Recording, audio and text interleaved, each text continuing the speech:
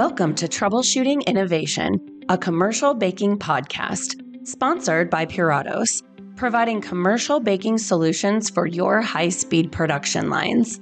I'm your host, Joanie Spencer, Editor-in-Chief of Commercial Baking. This season, I'm speaking to Jennifer Steiner Pool, President and Creator-in-Chief of Steiner's Baking Company, about how to turn a special family recipe into a commercially viable brand. In this episode, we meet Jennifer Steiner Pool and discover how her grandfather's hobby led her to become Creator-in-Chief for Steiner's.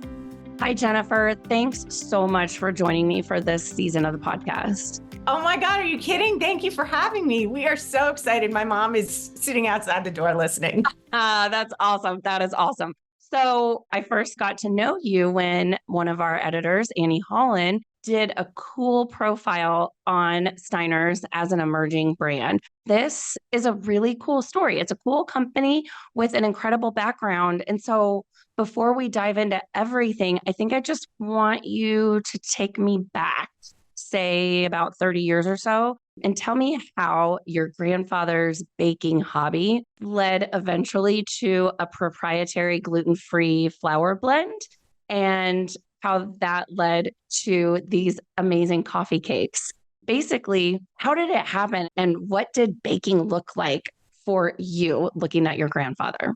Sure. So happy to do that. And it is a pretty amazing story. And I would say 30 years ago, I never envisioned even having this conversation, let alone a company that was centered around baking. That was not my vision for my career. My grandfather pulled us really all around the table, as many families do around the holidays, et cetera. They love to spend time together, and food can be a central part of that story. And my grandfather was a hobbyist. He raised orchids. He volunteered at the hospital on Long Island, and he loved baking and cooking. He taught classes at the hospital for baking and cooking and had cookbooks. And he made an amazing apple pie as well that I really love. It used to just explode with apples. So that was an important part of our lives as a family. It wasn't my mom and dad preparing these big elaborate meals. It was my grandpa. And my grandma hated cooking and baking. She would clean. She did nothing in the kitchen. It was all him.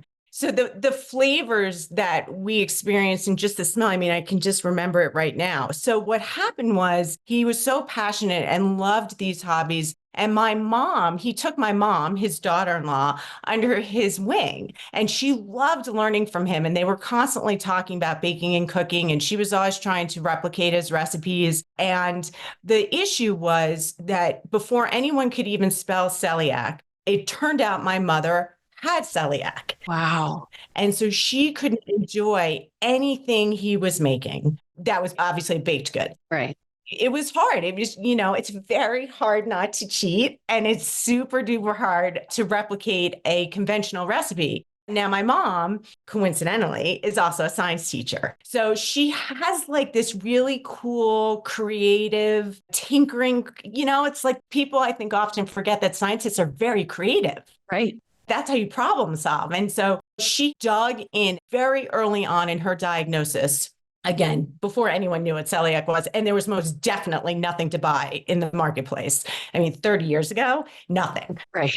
She just started this journey, just would constantly be trying to figure out a way to make a pie, to make a cake. One of my grandfather's most fabulous chocolate layer cake with this mocha filling and this buttercream icing that he would make all of us. It's called Betty's birthday cake after my grandma. My mom really wanted to be able to make that gluten-free. Now, it was impossible. We like to say that she killed many a cake in her kitchen. We have a zero waste policy at our company, and we are really focused on using every single thing that we buy, we use. So the idea that my mom went through all of this food that was quite frankly inedible as she was working through this process, it pains me, but we try to do the right thing now. So it took years. It was very frustrating. When you bake a whole cake, especially a 6-layer cake, and then you bite into it and it's horrendous. You get frustrated and you're just, imagine how frustrating that is. And you don't know if it's good till you're done. Right. It's different than cooking. In cooking, as you're moving along through, let's say, making some sort of chicken dish, you can kind of taste the sauce. Baking is so precise, and you really don't know the outcome until you're finished. Yeah. And that's what makes it so tricky. People forget that the difference between those two things. That's why oftentimes, you'll meet folks who are amazing cooks, fabulous food that they make, and they don't like to bake. Right. Because you can't, in the moment, you can't make those adjustments. So, for 30 years, this is going on. Stuff's getting thrown out left and right. Occasionally, something is somewhat edible. And also, what's happening in the marketplace is over time, now this is a long period of time, we start to see some products on the shelves. And she'll try anything, because at this point, there's nothing. Yeah. Things were so bad. The fact that people could put certain products in a package on a shelf and sell them, and people would buy them, and you'd get it home and it's inedible, that only fueled her fire more, because she's infuriated that everything tastes so bad. And she's like, we're already suffering. If you have celiac or gluten intolerance, you're already miserable. Now you want me to eat all this stuff, and it's horrendous. Yeah. So that is salt in the wound. It just was insult on top of insult. And it motivated her. Right. She would come home, she'd eat something, and she's also quite persnickety. So, something that I might say was, okay, Mom, I could eat this. It seems pretty good. She's just spitting it out and, infuriated with it. And actually, it's probably good for a lot of brands that social media wasn't around then, because I'm sure she would have just been zipping off scuds left and right for making her suffer through these trials. But it did motivate her. And we were watching her. And I think in 2010, I said, she's on to something. She wasn't there, but I could see that she was getting closer. And I said to my brother, we need to be ready, because I think she's going to nail this. And I think she's going to have a company. And he was like, you're crazy. What are you talking about? That's never going to happen. She'll never get it. And she kept saying, I'm never going to get it. Like, it's not doable. Never going to happen. And I said, no, I think you are. I just, when sometimes you see someone going through a process and you just know, it's very hard to articulate exactly, but you can just see the confluence of passion and research are taking them to an end point. She was going to get there. We were going to have this birthday cake. I'm hell or high water. I'm hearing this, and these are the marks of a baker, because just a regular consumer, run-of-the-mill person whose father made an incredible cake that she can no longer have, just a regular person is going to do one of two things. They're either going to be sad and live without it, or they're going to cheat and suffer the terrible consequences every once in a while just to have it. And what your mom, Nancy, has is love. Yes. And stubbornness. And these are marks of a baker. Yes. And tenacity, right? She was not letting it go. And then that's entrepreneurialism, that tenacity, like at all costs. When you're watching, you're like, why hasn't she given up? So I can see, especially, we'll get into your marketing background, but when you have a marketing background and your eye is trained to see those kinds of things. So I can totally see where you were like, it's coming and she's going to do something with this, because you don't persist at that level. For yourself. Just to eat a piece of cake. Right. I'm like, I'm just going to work this hard at something just so I can have a piece of cake. Right. And so 2010, I was at an ad agency, and in an ad agency, you're like a little family because you're up late at night and doing all these crazy things. And I went to the guys and I said, I'm going to need a logo. And they're like, well, what is this company? I was like, well, I don't really have my head around it, but it's very New York nostalgic diner. Just work on that for me. And they were great. And they did. So that's 2010, right? There is no company. There's no product. I'm just like, it's here up in my head. And then in 2016, she served us my grandfather's German sour cream coffee cake. And I just stopped in my tracks. I was like, Mom, this is phenomenal. I said, no one would know this is gluten-free. How did you do this? And she said, I don't know. I didn't write it down. I almost threw the cake at her. I was like, for 35 years, I've been watching you do this, and you're not taking notes as you go? No, I was just like into it. I was doing it. I wasn't paying attention. I wasn't thinking about it. I said, okay, do it again. So that's how I couldn't believe it, and never write any of it down. So we stand there together in the kitchen, and we go through batch after batch to try, you got to get it exactly right. It's baking. Sifting flour in the kitchen. It's everywhere. My father's furious. My brother's, you're crazy. And I said, I know this is something. She has to figure out what she did. And then we worked through the whole mess. And I'd say for like 2 or 3 weeks, we were sifting flour in the kitchen, which is very dangerous and not good for you. It can make you very sick. So we had like rags, wet rags all over everything and all these bowls everywhere. And I was taking notes and I was writing Post-it notes on everything, until we could get to the right recipe for the flour.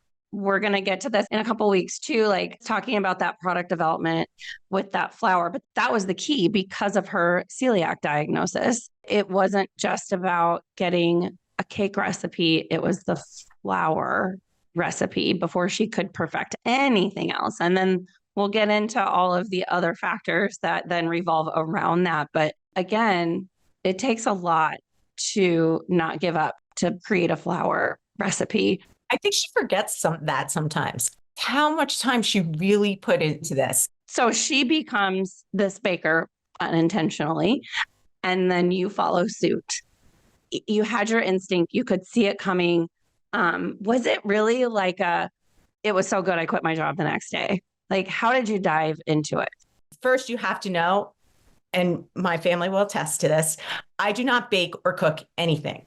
We eat tuna fish for dinner, cottage cheese if you're lucky, and perhaps we'll order out. I do not like being in the kitchen. So I did quit my job the next day, and my mom was furious, seething mad. And so her way of managing me growing up was when I would do something that she didn't agree with, she would throw up a hurdle to make it harder, which unfortunately for her meant that I was just going to work harder at whatever it was that she was in the way of. And she did it. And I said it to her so I quit my job. I went online, I registered the company. Like, this all happened in a matter of 30 seconds. Okay. So, and she says to me, I'm not baking anything, and you'll never be able to get the flour made. Those were her 2 things, because obviously we weren't going to sit in the kitchen and sift flour for, I said, then I'll learn how to bake. And she looked at me like I was absolutely crazy. She's like, what are you talking about? You don't even make scrambled eggs. I was like, well, I'll figure it out.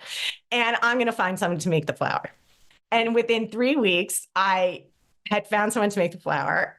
I had a little more time to learn how to bake because we needed the flour before I had to bake anything.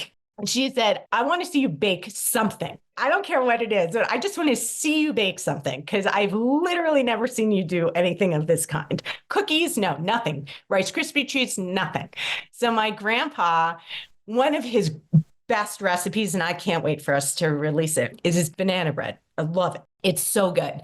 And so we sifted up the flour and I made the banana bread. And it was so good. And she was, you could tell now, more mad because that hurdle, I now overcame that hurdle because clearly I could bake something. and I found our blender. We've had the same blender since those first 3 weeks that I found them.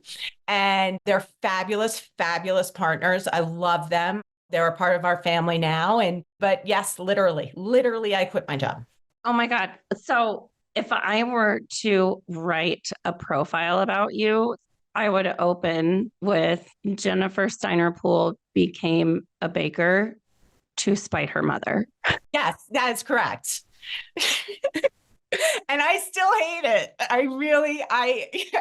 It pains me when I have to bake. And obviously I don't bake a lot now because we're running a huge production line. So I'm physically not doing the baking. But I baked for the first 3 years of the company.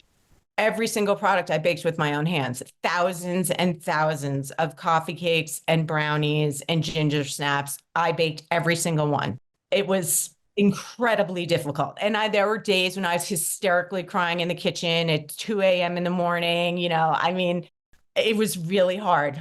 I mean, baking is, we all say it's an art and a science. The creativity requires the science, but it is really, when people think of baking, it has this romantic connotation to it, but it's really not. Like, it's messy and it's hard and it's frustrating and it gets ugly with a beautiful finished product. This episode is sponsored by Puratos. Bake your best every time with Puratos, the trusted partner for commercial bakers. Puratos R&D and technical teams push the boundaries of innovation to help you achieve consistency at scale. From enzymatic solutions to fillings, Puratos products are more than ingredients. They're the key to high quality at high speeds, batch after batch. Puratos commercial baking solutions. Innovation for this run and every run after. Visit puratos.us, that's puratos.us to learn more. Okay, so I have to ask, because you launched Steiner's with coffee cake, Steiner's Coffee Cake of New York. What happened to Betty's birthday cake? Did she ever nail the birthday cake? Oh, the birthday cake's fabulous. We have the birthday cake for every birthday. It doesn't matter where you live in the country. She will figure out a way to get your birthday cake to you. Crazy. No, it's our family tradition. We have looked at it. We're not there yet, at how we could pre-bake them and package it, because it is so good. It's complicated. It's a very complicated recipe. So we're not there yet, because you really have to think about scale, which I know you and I are going to talk about, but it's fabulous. The birthday cake is so good. Just a shameless plug for me. This podcast launches on my birthday week. So, well, where are you? I can get you a cake. Man, we'll figure that out. Birthday should be celebrated. So we will figure that out. That would be awesome. Okay. So this is a family business. And I'm listening to your family story from watching your grandfather and how hard your mom worked. I keep picturing a movie from the 80s. And I haven't seen it in forever, but it just makes me think of that movie, Mystic Pizza. Like, your family sounds like the family from Mystic Pizza. It's that in Seinfeld. I feel that I live in a Seinfeld episode every day. So, yeah. So, okay, you launch a brand, you just dive in unabashedly and you do it with your family. So I got to know, what is it like to start a company with your family, especially when it's something that none of you, except for your grandfather, had any experience with? Who and what did you lean on through the learning curve from a business perspective, from a baking perspective? But then also, I am very curious, how did you guys not kill each other? Well, and remember, our name is on the product also, right? So that's an added measure of pressure. So we do come from an entrepreneurial background. In 1926, my grandfather's mother started a sign company, which is unheard of in 1926 for a woman to do anything like that. So definitely have that in my DNA, this entrepreneurial spirit. And I think I'm also very good at ignoring my mother. So all kind of the hurdles and the negative stuff she was throwing out at me, I just filtered out. I just wasn't even listening to her, which obviously annoyed her even more.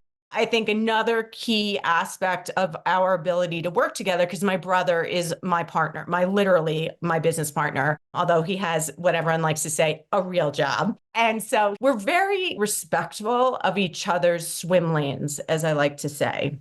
My mom is R&D. She's thinking about recipes all the time. Now, she's tried to write things down. She usually still does not write anything down. So I'm always chasing after her to write things down, but that is what she does. And if I think we need something, here's an interesting one. So we have these ginger snaps, which you could just eat like popcorn. They're so good. And we make them really little because one of our other pillars is responsible indulgence. We want people to enjoy great baked goods that have clean ingredients, but are responsibly portioned. So our ginger snaps are tiny. And I was really struggling in production to make them efficiently. Many people know ginger snaps are usually hand rolled and then put in a bowl of sugar and then put on a baking sheet. Well, you have to have 5,000 people rolling ginger snaps. It just wasn't going to work. So I went to her and she really wanted them in the market. And I said, Mom, then you have to figure out how to roll these ginger snaps without rolling them. Right? Like you got to solve that problem because I'm not going to solve it. This is not where I sell. And we can't make the ginger snaps one at a time. So she went to work and she figured out you can make them in a log, right? She just was experimenting, make them in a log. You don't have to have them be in a circle to bake into a circle. Who knew? And so there you go. She's really good at that. My brother, he's an attorney. That's his deal. He's got my back. He's very good at it. He's also an excellent taste tester. He's not getting in the kitchen. I mean, there were 2 nights in the history of this company where I was so hysterical at my wit's end. He did come into the kitchen, but other than that, that's what he does. And then everything else is me. Wow. So they're quite respectful of that. They're always honest. I mean, it's really important, whether it's the product or the marketing communications, I need trusted feedback. One of the slippery things when you start a business, especially in food, is people who love you tend to want to just tell you it's great. Yeah. And for everyone out there listening, that's actually not helpful. What we want as entrepreneurs is the people we love and trust to tell us the hard stuff. I'd rather hear from my family that the recipe isn't right or, such and such is wrong than from consumers who, because we didn't catch it early, because, my family wouldn't tell me and they were just trying to tell me everything's great. Now we have a product out there that isn't acceptable. That is a really important part of our dynamic together. Yeah. And it sounds like you guys are very skilled with honest feedback. Yes. Well, we're New Yorkers. I mean, it's Exactly. again, that's in the DNA. We tend to just blurt out what we're thinking. And it just, so we love working together. Listen, it's your mom, right? So when I stumble, when I'm struggling with things, when the business is kind of like trying to start a lawnmower, she worries. And she's still angry that I quit my job. But then she'll walk in a grocery store and she'll see the products on the shelf and she'll burst into tears because she just can't believe it. And when Mondelez tapped us to be a part of their collab program in 2023, I think she cried through the whole 12-week program. Oh my God. And that was such an awesome experience for her. And we did that together. And I think another poignant moment for me that I would share is watching my mom at 70. So when I quit my job and we started this company, she just was turning 70 10 days later. I don't think she thought she could have something like this. First of all, she comes from a generation, right, where women were just starting to make their mark, paving the way for my generation.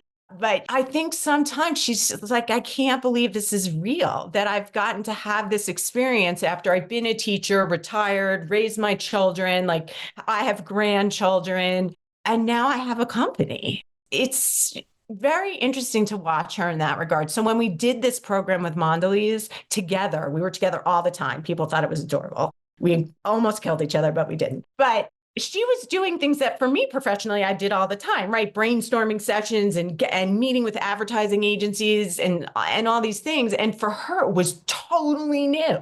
And I thought that was pretty cool for her to have that. I feel like that's the biggest gift aside from making her flower a reality is this opportunity she has to do this thing that in her wildest dreams, she would never imagine doing. Okay. That is just so special to me from a personal perspective, because I have this little company that I helped start and we have a female dominated staff. The only males in our company are the founders. And I'm so proud of that. And it's really cool watching the next generation come in and building a company of really empowered women. And then to hear you talk about your mom, who did come from a generation where if you worked out of the home, you became a teacher and you raised your children. And food is love. And you fed your family and you raised your family and you got your joy from seeing the things that your children did or picking up the skills that you taught them. And so to hear you describe her experience of this business success and achieving something she never imagined and doing it at age 70 is just like girl power at its finest. And there truly are no boundaries if you're willing to be brave and have that grit and that tenacity. It's a huge risk, right? She's risk averse. My brother's also risk averse. They're extremely conservative in that regard. And I'm pushing her so far outside of her comfort zone. And it's been great for her. I think you're right. It doesn't matter how old you are. If you have something, if there's something that you want to achieve, it could be anything, writing a book, starting a crazy baking company, whatever it is, there is no, oh, I'm too old for that. And she would say that sometimes. And I would give her such a hard time. She's, oh, my back hurts. I can't stand in the kitchen anymore today. I was like, just get a stool and sit here and roll those ginger snaps. And, you have to sometimes push her over her own psyche, her own assumption that she can't do it because she's 76, now she's 76, because she can't do it. I'm too old to do that. And I'm constantly beating her back on that, constantly taking that away from her and telling her, you're here. Of course you can do this. There's no issue. Chop chop, wake up, let's go. I love it. This has been amazing and just really educational and entertaining to hear the story of your family and how a hobby turned into a science project that turned into a brand.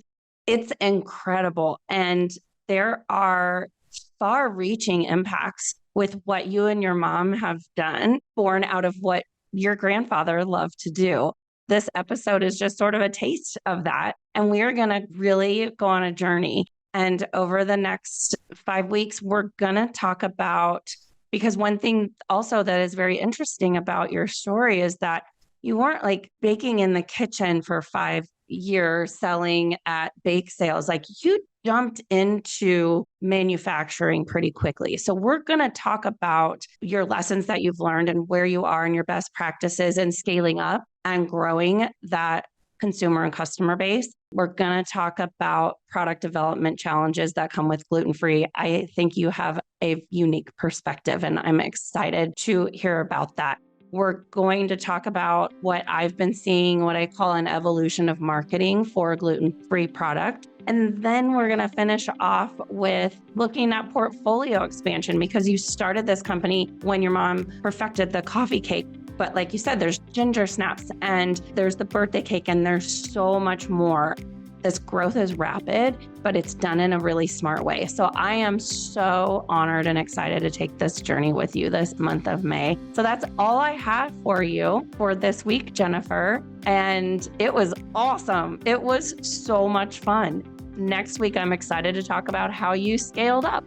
I'm looking forward to it. It's my pleasure. Thank you for listening to Troubleshooting Innovation, and a special thanks to our sponsor, Puratos. To learn more about commercial baking solutions, visit puratos.us. That's puratos.us. Troubleshooting Innovation is an award-winning podcast from Commercial Baking. It's hosted by Joanie Spencer, Editor-in-Chief of Commercial Baking, produced by Jordan Winter, Creative Director for Avant Food Media. To learn more, visit commercialbaking.com.